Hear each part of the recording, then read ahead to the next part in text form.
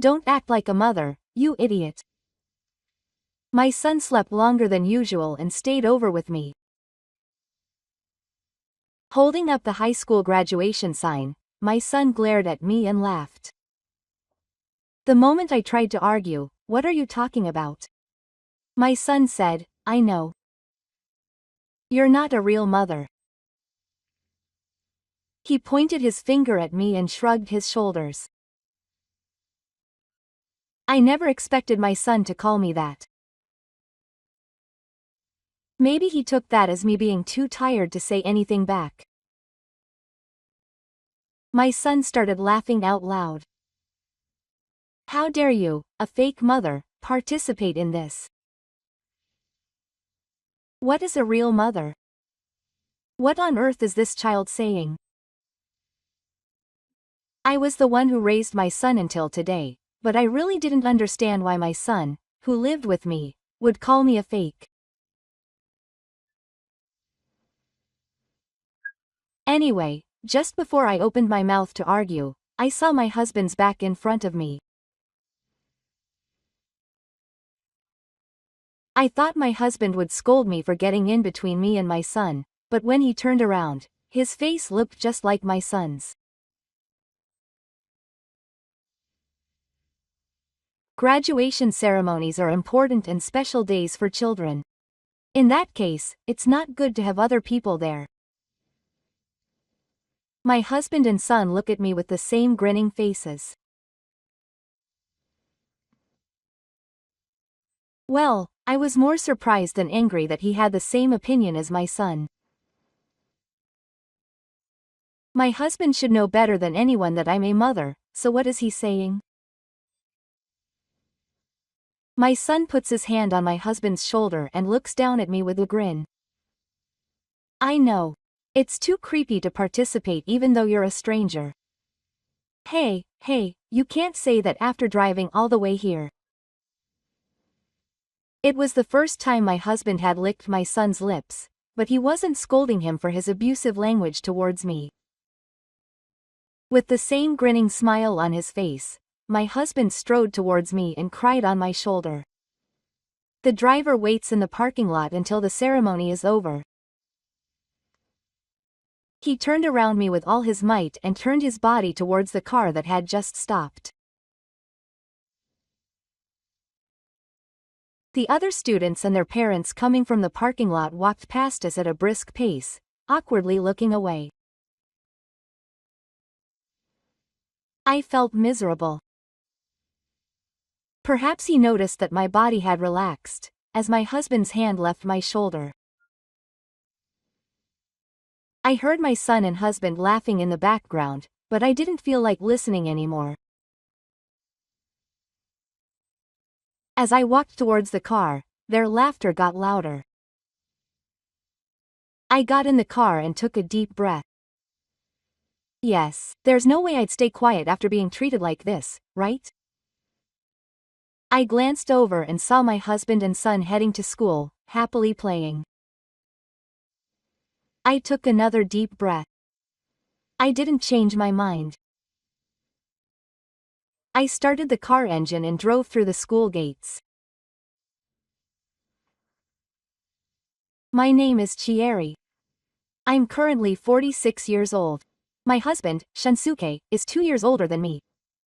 We live together as a family with my son, who is in his 3rd year of high school. At the company where I've been working since I graduated, I've established a certain status by being entrusted with the leadership of important projects and being given positions, rather than just working hard. I want to be like my senior. As my senior years grow, I'm grateful to hear more and more of these words from my juniors. I seem to be blessed with good relationships at work, and I'm able to maintain a good distance from both the younger generation and my superiors. If you only hear this, people who don't know anything about it might think that my life is perfect. But in reality, that's not the case at all. The things that are bothering me are she and Toshikazu. Hey, hurry up and make dinner. I'm tired. Is this all you have? Cup ramen is much better than this. You're the reason I had to go buy it, so at least give me some money. Can you believe it? These are the words my husband and son say to me on a daily basis. I'm a slave now. If I had to say it in a better way, it would be the fire government. It's hard to believe that they're a family. By the way, Toshi has also gotten out of his rebellious phase. He was just as strong towards Shunsuke, but when he narrowed his target down to me, I realized that it was the end. Why did it end up like this? I'd been worried about Shi for a long time because he wouldn't do housework even though he was working, but I shouldn't have had that much trouble with Toshikazu. At least, I don't remember it being like this until he started junior high school. When I called him that dinner was ready, he would come out of the geology room and sit at the table, and when I made his mineral, he would smile and say it was delicious. So what? He's become a completely different person from before. If he had been rebellious and started to use harsh words, I might have been able to bear it. The problem was that when he didn't like something, he would make a loud noise and intimidate me by hitting things. If there was any notice from the school, could you please make sure that you submit it immediately? If it's something that needs to be submitted, there's a deadline, right? He took my gentle warning as an order, and suddenly raised his eyes and said, "Shut up, you're noisy." Then he laughed with me when I said that the food I made looked bad, and insisted that he buy something else at the convenience store because he didn't want to eat it, and in the end, he refused to pay for it. By the way, I don't think that I have a so-called dumb palate or that the seasoning is strange or anything like that. I've had a few opportunities to have friends eat my cooking, and every time they did, they would slap me. Can you stop saying things like that? You're already a high school student, so you need to think carefully about whether the words you say will hurt others.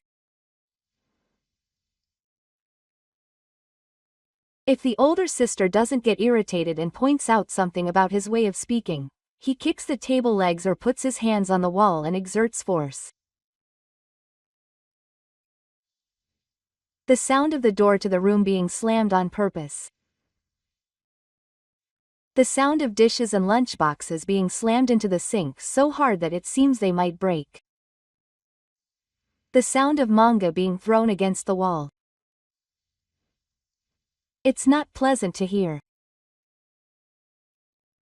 Hearing these things every day has made me more and more stressed. I know that there's no point in consulting Shizuki about Kazu's behavior. Right now, I'm isolated in the family. Shizuki and Kazu are good friends, and we scold each other when I point something out to them. I want you to do some housework too. There are days when I get home late, so you could cook for me at those times. You could just prepare food in advance on your days off. I'm tired too. Dad's right. You probably don't do much at work anyway, so at least do something useful at home.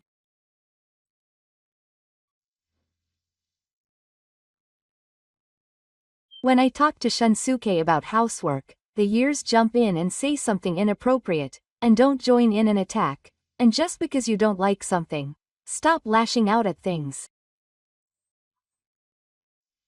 Shut up. Then don't be so condescending and say all sorts of things. That's right. The years are just doing it because of the stress you've given them. And even if things or walls get broken, it's all your fault.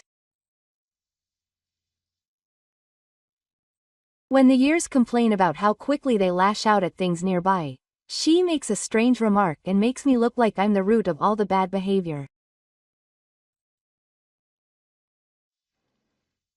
I don't want to keep saying the same things to the two of them if I can. But I've pointed it out so many times that it's getting to be sour, but they haven't improved even a millimeter, so it can't be helped. Is it still my fault? If the heart is as refreshing as the clear blue sky when you achieve results at work, the sky is heavy and heavy when you're with Shunsuke in the years. The workplace has become a much more relaxing place for me than home. Just then, a terrible incident occurred.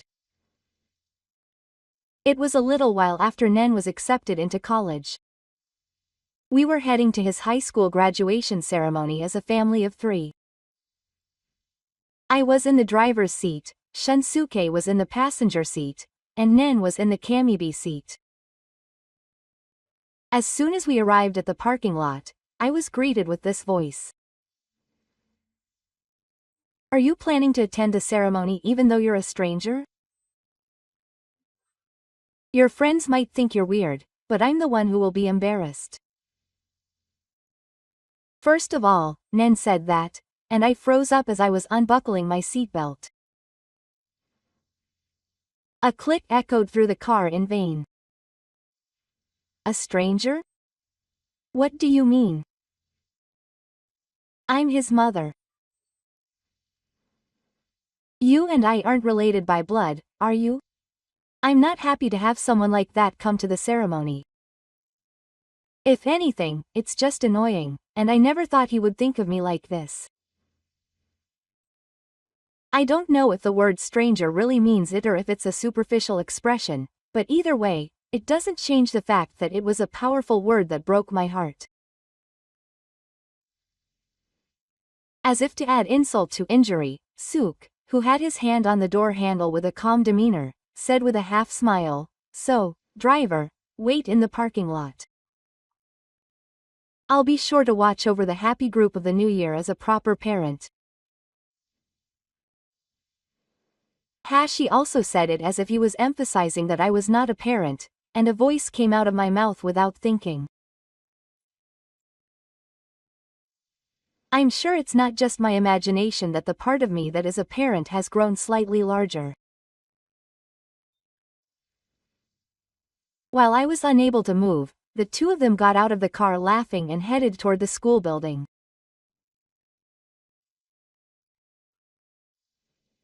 I saw other students who seemed to have traveled by car like us, walking leisurely through the parking lot while sandwiched between their parents, and a cold, dry wind blew through my chest. If it were true, would our family have been walking side by side like those people? No, it would have been impossible. Even without this incident, our relationship would have collapsed at the tower of the special zone. What am I doing? I suddenly felt ridiculous. Why should I go through all this to do something for Shunsuke and Toshi? Is it really necessary to wait in the parking lot until the graduation ceremony is over, as those two said? No, I'm going home now. No one answers my vague muttering voice. I let out a small sigh, put my seat belt back on, and started the engine. Then I left the parking lot, where I hadn't stayed for even 10 minutes, and went home on the way I came. I walked quickly to the station and packed a few days' worth of clothes, cosmetics, and other necessities in my carry-on bag. I have no intention of coming back to this house. There was no way I could spend any more time in the same house as Shunsuke and Toshi. And it would be unbearable for those two to continue living with me, a stranger, in the future. I thought to myself, and snorted a little to myself. After finishing packing, I stood up and took something I absolutely must not forget and put it in my bag. It was my bank book. The next place I was going to. And it was something that was essential to do there. I went out again at the same speed as when I got home and went to the bank. I decided to go back to my parents' house after stopping all my living expenses, including rent and utility bills. Chieri, what's wrong? Did something happen without any contact? When I rang the intercom, my parents, with wide eyes, opened the front door and greeted me. Their voices and expressions conveyed their deep concern for me. I felt my eyes slowly heat up when I heard my parents' words, because Shunsuke and Toshi had always spoke to me in sharp, blade-like voices that cut into my heart, rather than gentle ones. I wondered when was the last time I had felt the warmth of my family. I was trying to hold back tears in front of my parents at my age, but they seemed to have given me some advice and told me to go upstairs for now.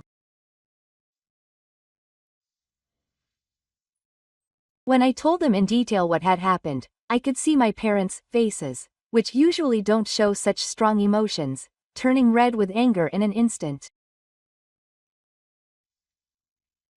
Veins appeared on their faces, just like the actions of a demon. Even though I don't feel any fear in their expressions, I wonder if it's because their emotions are directed at Shunsuke and Toshi, not at me. Oh my goodness. Toshikazu-kun sighed, you're old enough to do something like that. It's no wonder you're shocked. Chieri, you can stay here for a while until you calm down.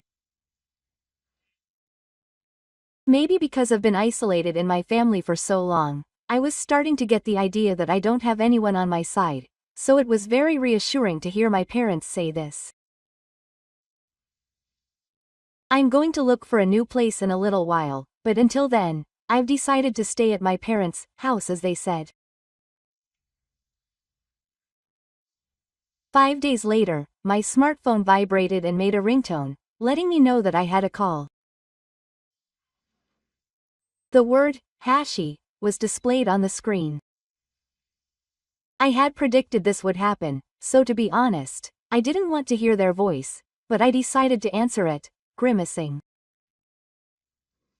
It's because I wanted to kick them quickly. Yes, hello. What on earth are you planning? His rough, noisy voice irritated my ears, and the frown on my brow deepened. While I remained silent, his mouth drooping, he continued to ramble on. Your payday has already passed. And yet there's still no money in the living expenses account. Hurry up and transfer it. Of course I don't want to. I snap. We're already divorced and no longer a family, so why should I have to do something like that? We'll have to figure out how to pay for our own living expenses. Huh? Divorce? I don't remember doing anything like that. I sighed loudly so that he could hear even though he didn't seem to understand. What are you talking about? I'm sure I filled it out 3 years ago. You too, huh? He was making a pathetic voice, so he must really not remember. Did he think that she must have died and quickly erased her intentions of getting a divorce from his memory? Or was it because it was such a big deal to Shunsuke that he didn't forget about it, but it was pushed to the back of his mind and he couldn't come up with it easily? Either way, it was still irritating. It felt like I was being told that my feelings were unimportant. Well, it was obvious to the tower of the special zone that I was nothing special to Shunsuke and Toshi. But what does that mean? I repeated the above, trying to drag the memory out of Toshizuki's head, and began to explain calmly. When Toshi was in junior high school, I once told you that I wanted a divorce because I had reached my limit. The Toshi family continues to have an eternally rebellious attitude. And Shunsuke, who didn't do housework and didn't pay any attention to me and joined in throwing tantrums at me. I couldn't stand living with those two, so I presented them with a divorce paperwork with all the papers I was supposed to write filled out. At this point, he finally seemed to remember what happened back then, and I heard a gasp on the other end of the phone. No, but I realized what he was trying to say as he mumbled like that, so I took a breath and spoke up, interrupting him. You mean, at that time, you promised not to divorce until Toshi became an adult, right? Right. At that time, I had brought up the idea of divorce, bowing my head to the fact that I was inferior and acting like a stranger, but he snorted and then insisted. Parents should look after their children until they reach adulthood. Are you going to abandon that? I was filled with thoughts of his cold-hearted and inhumane views and how I couldn't live with these two anymore, but I stopped thinking.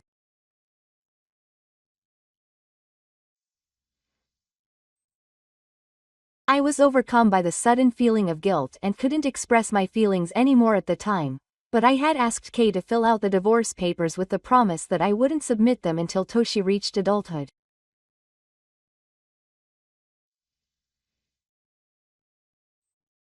Hearing my question mark, he regained his momentum and started yelling, "Ah, that's right. Kazu is still 18 years old. Isn't it?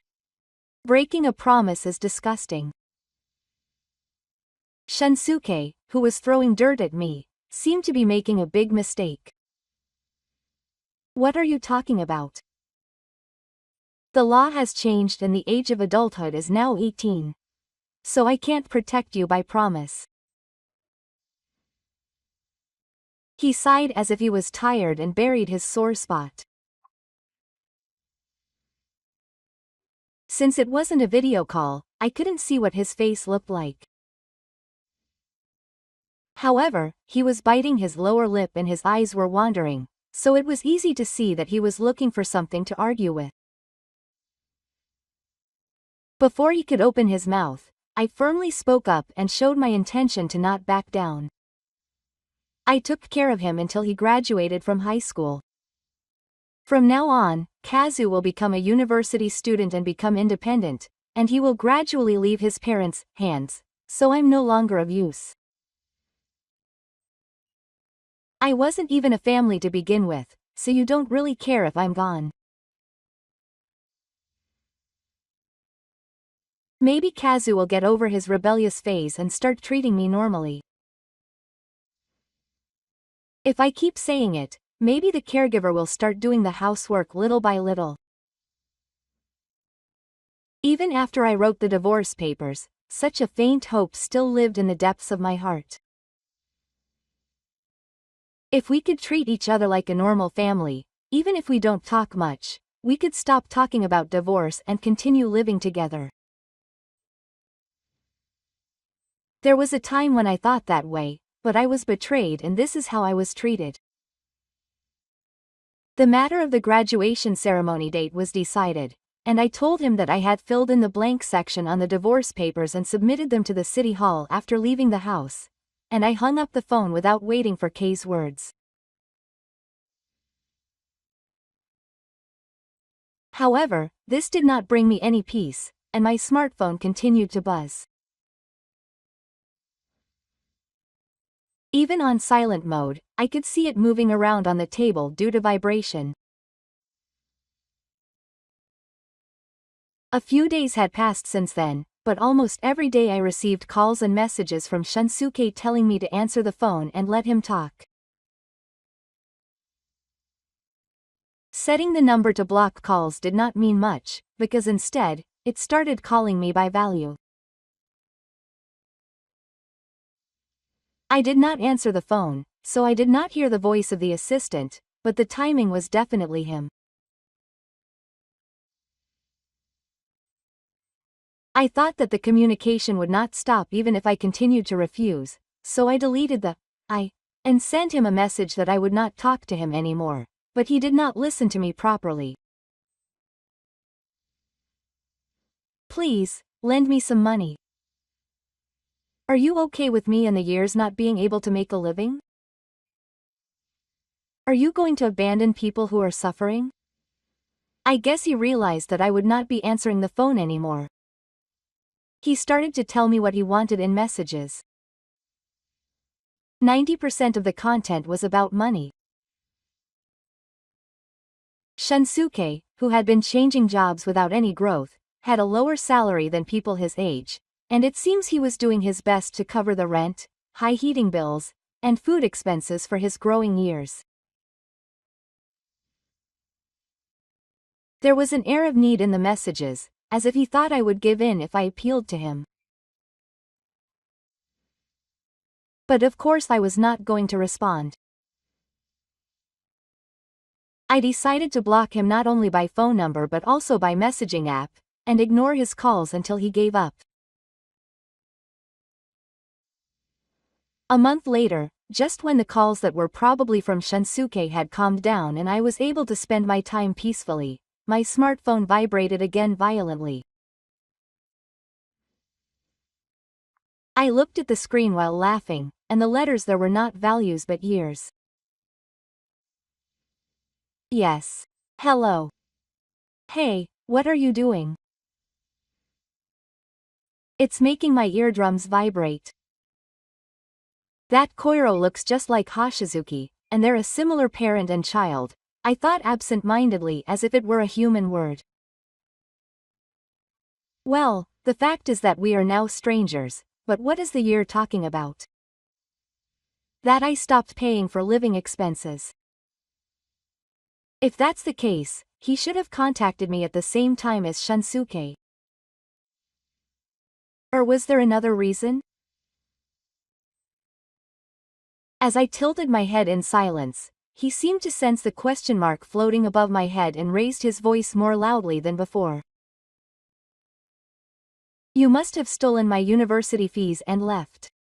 Don't tell me. A smooth voice unconsciously spilled out of his mouth.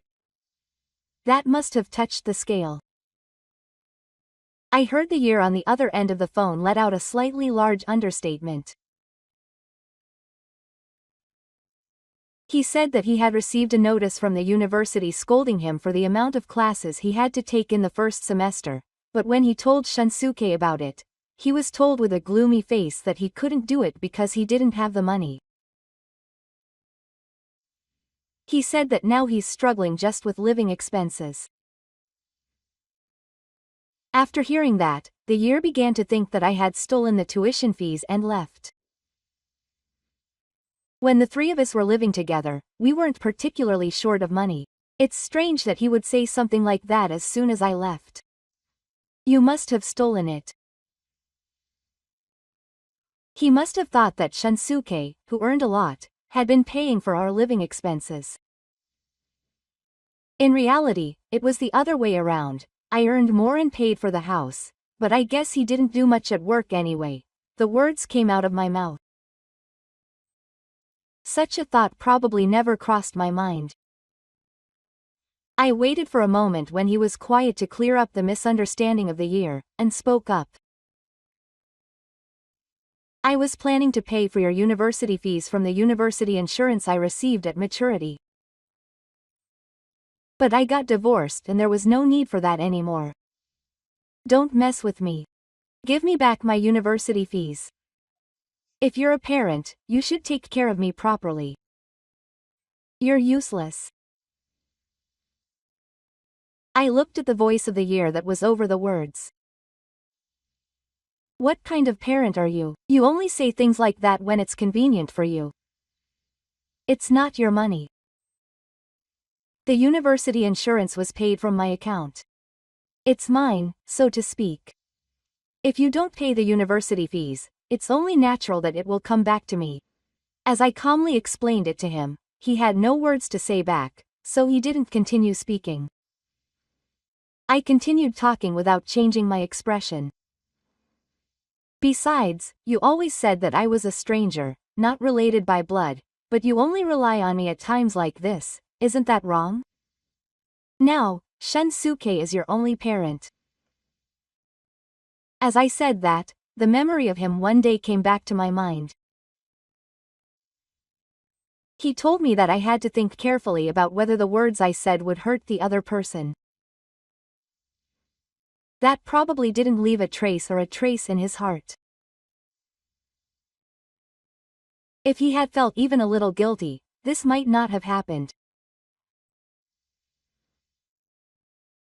He didn't remain silent for many years after I said it, but instead opened up and spoke in a voice that was full of harshness. Shut up, shut up. It's true that you and I are not related by blood. If you want me to recognize you as a parent, you should just give me money at times like this. Wasn't the blood ties just an analogy? According to what I've heard, Toshikazu was told by Kei when he was in his 4th year of puberty and in junior high school. He had always believed that you were a child born between me and my ex-wife. In other words, you're not related by blood. The words that he was a misfortune because he wanted my money had a big impact on him, as he had begun to feel annoyed with his parents.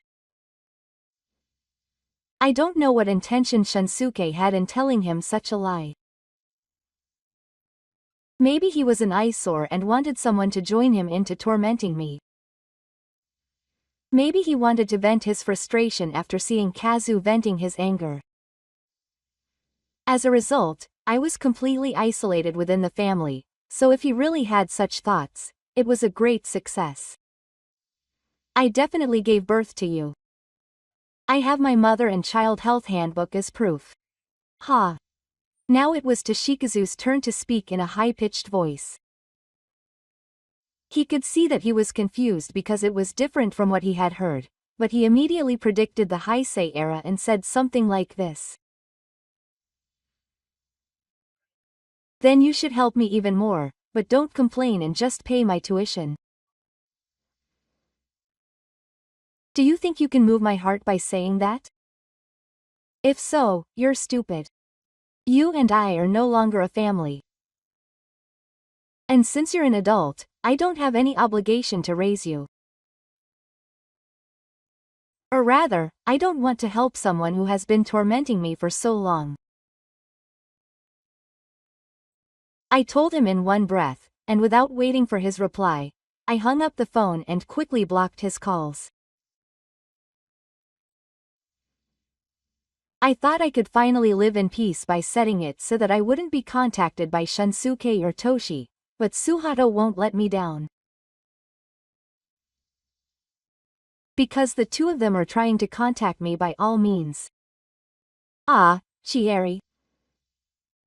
Actually, the other day Toshishi and his friends came to my house and said they wanted to talk to Chieri. They said they wanted to know Chieri's new address.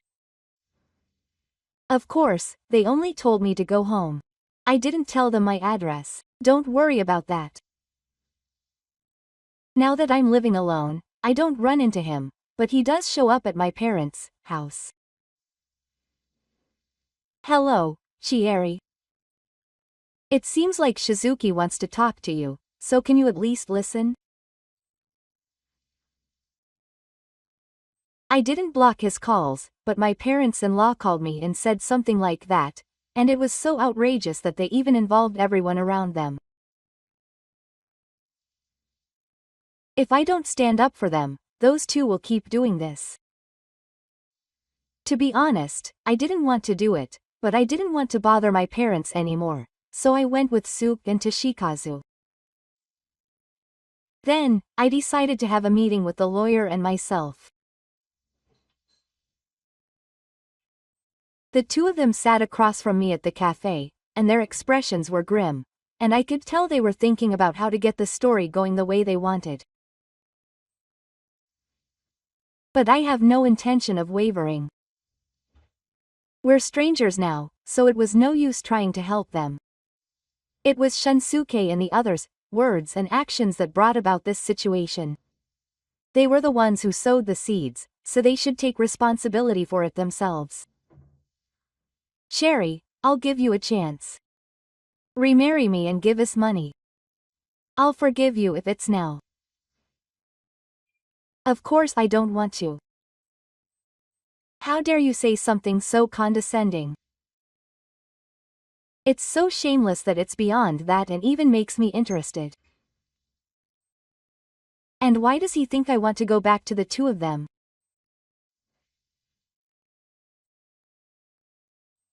His anger seems to have risen when I brushed him off, but he started to calm down quickly, talking about alimony and property division, but he calmed down when the lawyer told him that it would be the people who would be at a disadvantage.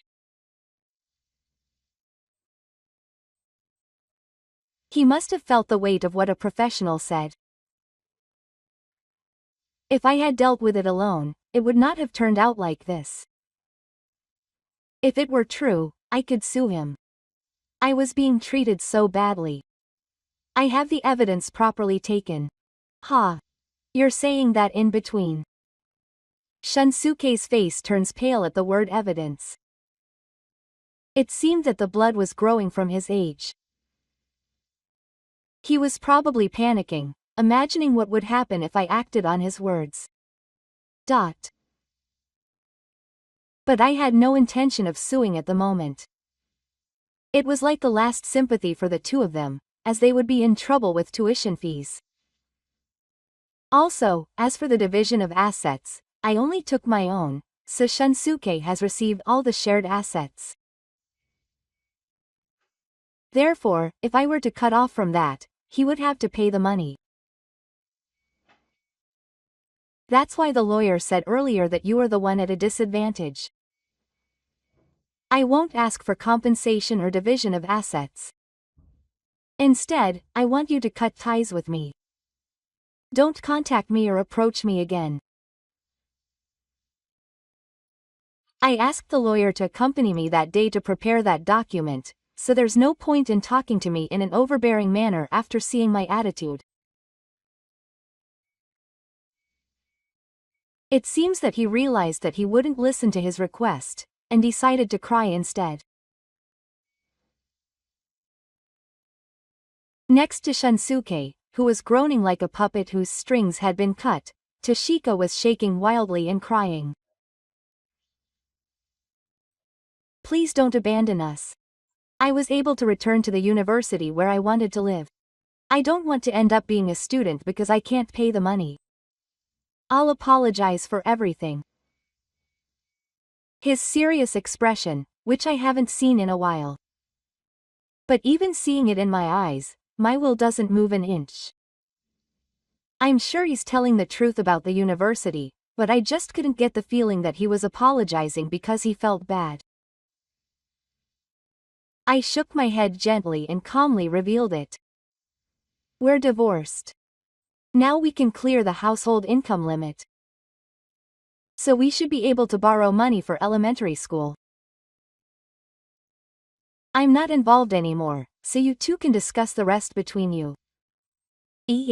Income limit? He was stunned, and the years were repeated under his breath.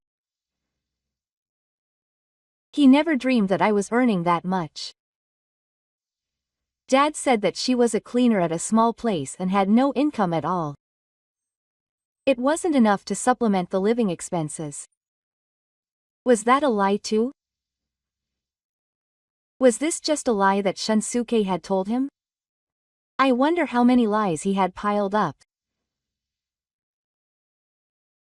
I asked him why he said that while glaring at him, and he frowned, his eyes dropping to the corner of the table, and timidly opened his mouth.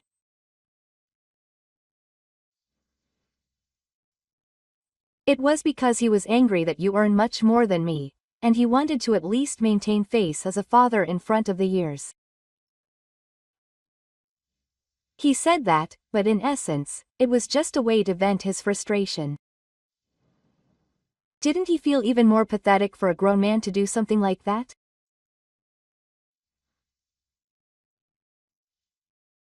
Shunsuke, who is being looked at sharply by me in the years, is hunched over and broken, a stark contrast to when he first asked for money. His body seemed to have gotten smaller. Around Shizuka. I thought it was about time to leave this place, and tried to stand up with my lawyer, but Shizuka said to me, "Wait. I was deceived by my father. I'm a victim too. So help me." That's not possible. I'm sure we've talked about work and income several times before. It was the years that laughed at it and didn't believe it, calling it an excuse. It's too late to say anything now. The lawyer warned them that if they continued to be stubborn, it could lead to a lawsuit, and they finally agreed to cut ties with me. They were to never contact me again, never pursue me, and I would never have any involvement with them. After I had them sign a document with those conditions, the lawyer and I left the place for good. After that, Shunsuke was forced to pay for his living expenses, rent, and heating bills, all on his own, which he had relied on me for until then, and he was completely overwhelmed. He was forced to start a part-time job, as he could no longer give me an allowance without paying for anything. However, his desire to hang out with his new friends at university won out, and he was fired for repeatedly smoking without permission. Although he was able to borrow a scholarship, he seems to be spending it little by little every month instead of saving it for his tuition fees. One day, my parents-in-law asked me to help them because they were not sure if they would be able to pay for their tuition next year if they continued to do so, but I did not agree, citing the document I had signed during the discussion. Meanwhile, freedom and peace have finally come to me, and I feel lighter than when I was living with Shunsuke and his family. The change in my state of mind seems to have influenced my performance at work, and I am now able to work harder than ever before. There are still many things I want to do, both at work and in my private life.